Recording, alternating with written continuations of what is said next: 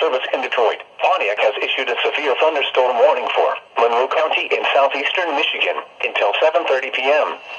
At 6:31 p.m., severe thunderstorms were located along a line extending from Sylvania to Genoa, moving north at 40 miles per hour. Hazard, 60 miles per hour wind gusts.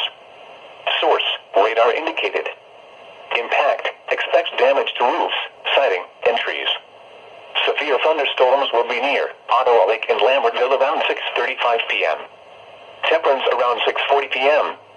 Petersburg around 6:50 p.m. Dundee and Luna Pier around 7 p.m. Monroe and Milan around 7:10 p.m.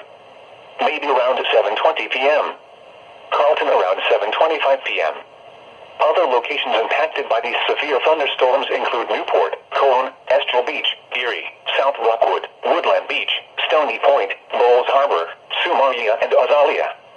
Repeating, a severe thunderstorm warning has been issued until 7:30 p.m. for the following county: Monroe, Michigan.